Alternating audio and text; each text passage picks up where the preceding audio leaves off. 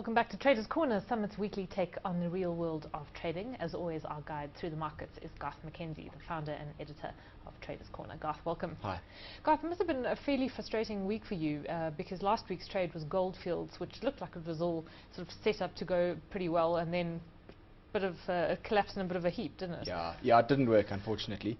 You win some, you lose some, and we've had quite a good run of winners on Traders Corner for the last few months. So I always knew I was bound to get one wrong at some stage, and it seems like Goldfields was the one. So if we go and have another look back at that trade last week, the chart of it is up on the screen at the moment. What you can see is that the stock had a nice rally during May and into June, and then it consolidated and pulled back throughout sort of the latter half of June. And what I identified last week was that the stock had pulled back to the 50-day moving average, which was that green line on the chart there. It was also very oversold, as indicated by the stochastic. But what I also pointed out was that we had this Fibonacci retracement, and we had a 61.8 Fibonacci retracement. And that came down to about 105. We saw a reversal up off that level, which also was the 50-day moving average. I also pointed out at the time that there was a small gap in the chart which had been made in late May, and that very often gaps tend to act as support when they get closed. So what I did was I bought for our portfolio at 108 Rand and 80 cents with a stop loss at 103. And unfortunately that stop loss did get hit. We ended up stopping out at 102 Rand 70 on this trade. So what that meant is that after costs we lost 6,440 Rand on this trade. So the fact that you got stopped out below your stop loss, I know that you have a manual stop loss, but what does that mean? And yeah, perhaps you could talk us through why it was that you actually got stopped out, where you probably didn't really want to get stopped out. Sure. Look, we didn't miss the stop by much. It was only 30 cents difference from where the set stop loss was. As you point out, I prefer using a manual stop, but that's me personally because I sit in front of a trading screen most of the day and I have the ability to do that. However, for viewers that don't have the ability to sit and watch the screen all day, and I know many of them are out doing their jobs and things whilst the market is trading, they probably will need to have an automated stop loss in place. So it's always an interesting discussion point, and I'm often asked about stop losses and where to set them, and should you use an end of close below the stop loss, or should you use an intraday stop loss? Should you use an automated stop loss, or should you use a manual stop loss? And my answer is always that you need to apply a little bit of discretion with these things, but the point is to actually execute the stop loss. Whether it's on a daily close below the level or on an intraday break below the level or whatever, that to me is of less importance than actually implementing the stop loss. So whether you lose, in this case I think we risked 1.5% of our capital on the trade, and often we risk 2% of our capital on the trades that we do on this show. But if you end up losing 2.5% or whatever, it's still not a crippling loss, and that's the point. The point is to actually execute the stop loss, and don't simply ignore it and allow that loss to become 10, 15, 20, 30% of your account, which is where most people go wrong. Garth, what is the rationale for a intraday stop loss versus an end of day stop loss? I mean, you seem to use an intraday stop loss, and so why that rather than a close end of day stop loss? The thinking that an end of day or a closing price is generally more significant than an intraday move, and what can quite often happen is you can find that an intraday movement might go down and clip your stop loss, and then it ends up closing the day above your stop loss, and then the trade ends up working out, which can be very annoying. It happens. It's one of those things. It's part of the nature of trading. But however, in my experience as a trader, I'll say that probably 80 or 90% of the time that my stop losses have been hit, I've been very grateful for getting out at the time the stop loss got hit, because invariably it did get worse afterwards. Okay. All right, so Goldfields didn't pan out very well, and neither has New Gold. It's been a very boring trade for you. Golds haven't really been your friends of late, have they? No, they haven't. In fact, I think golds are probably best left to the Roffey show at this stage, and we should stick to the financials and industrials where we've done very well this year. The New Gold trade also hasn't worked out. We've got the chart of that up on the screen at the moment as well. And what I'd identified was that we saw this break out of what to me looked like a big falling wedge pattern. And I bought for our portfolio at 127 Rand 60 on the breakout through the top of that wedge. I used the stop loss at 123 Rand, and it started to look quite good. I mean, it's traded up to about 135 at some stage. I always had a target of about 140 Rand for this. And I actually still think that that chart does generally look good, to be honest. But the thing is, we've held it for a month, and it's done absolutely nothing for us. So I decided last week that I've had enough of this, and I'm going to execute a time stop loss on the trade. Because the thing is, you've got to also allow your trades enough time to work, but you also shouldn't hold on forever. At some stage, you need to say, if it's not working, it's tying up capital, it's tying up your focus and your concentration. Maybe it's best to just get out and move on and find another trade. And that's what I'm doing here. So when you talk about initiating a time stop loss, do you actually, enact it so within whatever specified period, 3 weeks, a month, 2 months, if it doesn't do what you want it to do, it'll automatically close you out of the trade? Does that how it work, or is it something that you just set for yourself? Yeah, it's something that I just set for myself. Okay. So it's not specifically set, and obviously it is up to the individual to decide how long you're willing to hold on to a trade. Sure. In this case, we didn't have a set amount of time, but it's been a month, and within a month I would have liked to have seen some sort of decent return, and it hasn't happened. So I executed the time stop loss at 126 Rand and 70 cents. That meant that we lost 2,324 Rand after all costs were taken into account.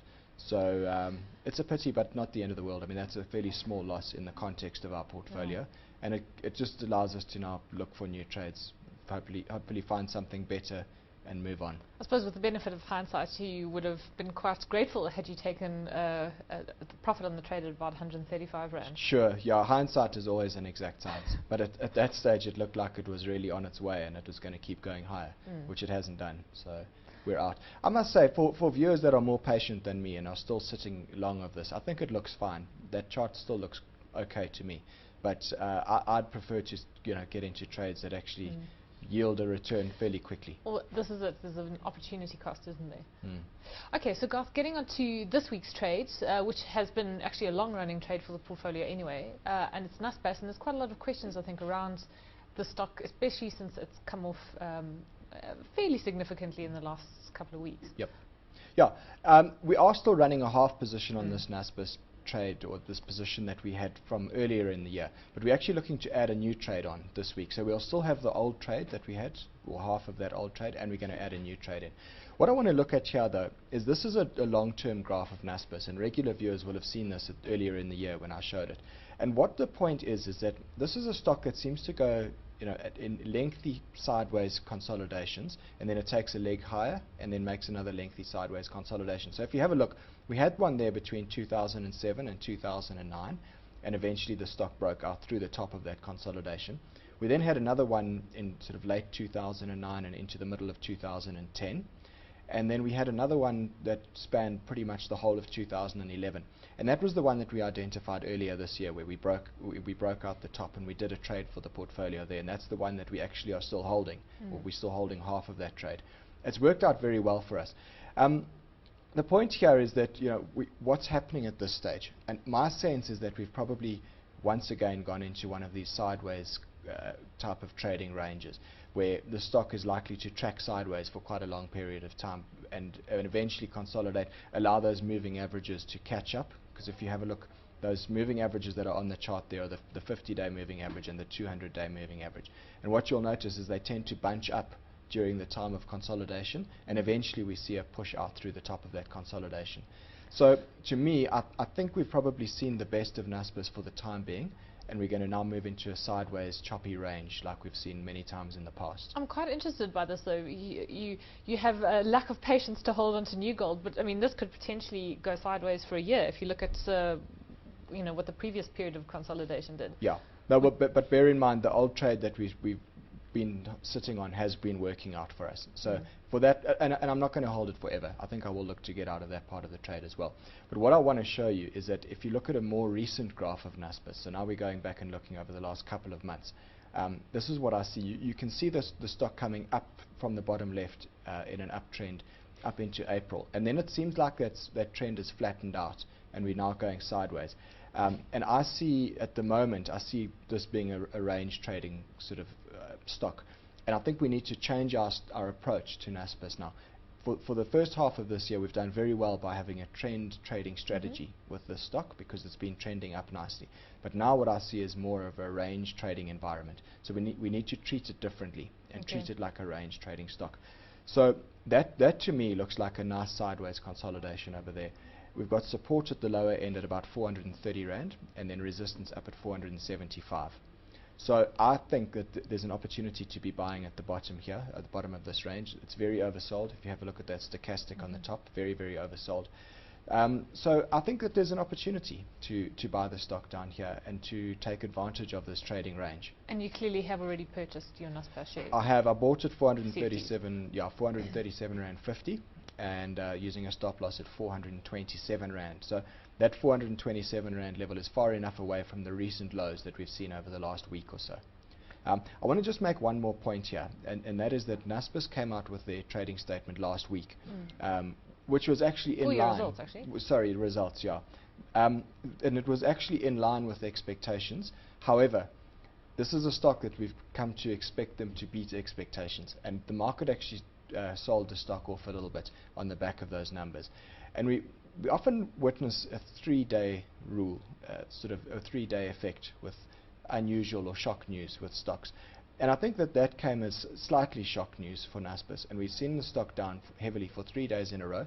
Today is day 4, and we're now starting to see a recovery, and we noticed some bargain hunting coming in yesterday already at the bottom of that trading range. So very often you have the bad news gets sort of filtered through to the market, and it gets digested over that 3-day period, and then you see a recovery potentially after that. So to me, a whole lot of things are lining up here for this trade. And I have bought for our portfolio, as I said, at 437.50. Sounds like quite a nice little insider trading tip there, the 4-day rule. Well, you've got to know what the news is to do the insider trade, though. And sure. Could all go horribly this is a way to take advantage of the shock after the fact and hopefully get some kind of a recovery. Okay, so take us through the mechanics of that trade. All right, so what we've got is we're buying at 437 Rand 50, stop loss at 427, as I mentioned. The risk per share, therefore, is 10 Rand 50, risking 1.5% of our account, because bear in mind we've already got half a position open from earlier in the year still on Naspers. So I'm risking 5,250 Rand worth of our capital. We take us through the calculation as we always do. We divide the portfolio risk by the risk per share, and that comes out at exactly 500 shares, which is equal to 500 CFDs. So that's what I've done for the portfolio this week. The target is 475 Rand.